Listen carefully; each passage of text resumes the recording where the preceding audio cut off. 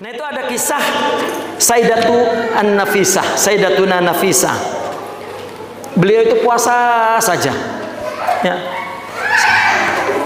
Sayyidatuna Nafisah menjelang kewafatannya dia puasa. Ya, Sayyidatuna Nafisah. Tahu cerita Sayyidatuna Nafisah itu tinggal di Mekah. Suaminya orang Yaman. Ya, sama-sama sadah min ahlil bait. Cuman suaminya tukang dagang, saudagar. Jadi kalau suaminya pergi dagang dibawa Sayyidatuna Nafisah. Cuman nanti ditaruh di situ. Sayyidatuna Nafisah itu ngajar. Termasuk Al-Imam Syafi'i itu murid, artinya belajar di Sayyidatuna Nafisah, cucu Rasulullah. Sampai di Mesir, suaminya pergi ke Palestina, ke Ramallah, ya, untuk dagang. Sayyidatuna Nafisah ditinggal di Mesir. Disitulah Imam Syafi'i ngaji di Sayyidatuna Nafisah, dan dia puasa. Sampai pelayannya ngasih makan, ya, saya puasa. Ya. Ada orang ngasih makanan pun kasih ke orang yang memerlukan, saya puasa. Dikasih buka karena puasa, akhirnya orang Mesir ngasih bukanya banyak, kaget dia. Ya. Angkat makanan ini, berikan kepada orang lain, tinggalkan air putih dengan 3 korma saja untuk aku buka. Kita mah disuruh 3 korma melotot, itu kan nabwe, kan begitu jawabnya. Itu mah nabwe 3. Ya udah kalau gitu 3 piring lah yang penting, ya. Jangan sampai 3 bakul. Muntah-muntah makan korma sampai 3 piring, emang enak. Ya, artinya kita cerita mereka untuk motivasi kita.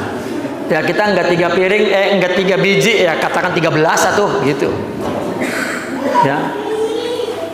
Nah, satu ketika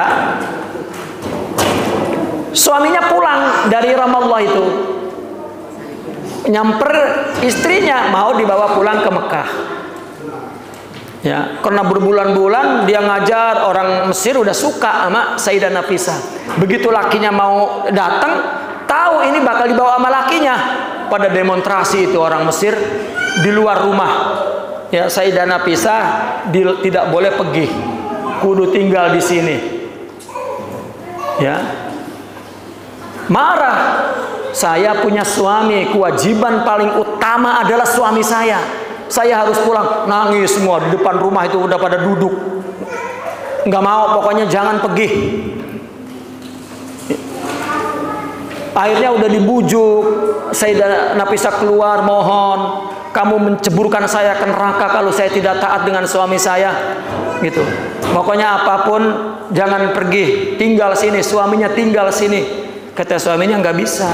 Aku banyak kewajiban dari keuntungan aku ini untuk aku bagikan kepada yatim dan fakir miskin. Aku mesti pulang. Akhirnya ikut, dipaksa pulang, tetap dijaga oleh orang Mesir, nggak boleh. Akhirnya apa kata suaminya? Ya udah, kamu tinggal di sini, aku pergi, nanti aku datang ke sini baru aku ajak pulang. Begitu. Akhirnya apa kata Sayyidatuna Nafisah? Nulis surat. Ini surat kasih ke pamanku di Yaman. Dia punya seorang putri cantik. Kawinkan dia sebagai ganti kewajibanku. Karena aku punya kewajiban dan saya nggak bisa pergi, kamu merelakan di sini, saya relakan kamu kawin lagi. Ini namanya Sayyidatuna Nafisah. Ini ada yang namanya Nafisah nggak ini? Ya, ini malah pengennya pisah. Ada juga bukan Sayyidatuna Nafisah, Sayyidah pengen pisah. Kata lakinya, tidak. Aku tidak mau, karena aku tidak ingin ada orang lain dalam hidupku. Kata istrinya, jangan ceburkan aku ke neraka. Tolong. Ya. Nyari yang tolong-tolong nggak ada ya Pak. Yang ada tolong nggak boleh. Itu Sayyidah Nafisah sampai tolong, selamatkan aku, kawinkan sepupuku ini. Nggak tahu tuh lakinya pura-pura pura-pura terpaksa emang. Ya. Sayangnya lakinya bukan kita. Kalau kita mah, ya dah cepet buru-buru baik. Ya. Ya.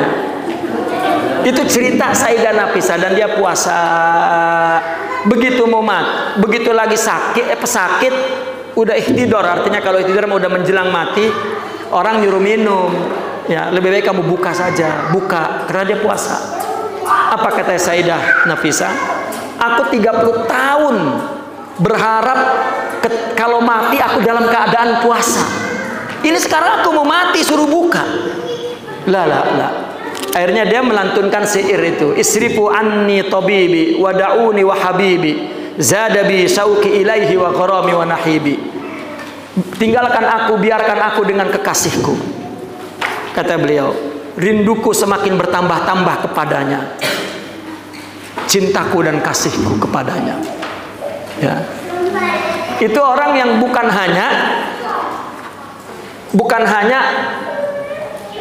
rahasia puasa atau sifat karakter puasa yang dia lakukan, memang dia puasa.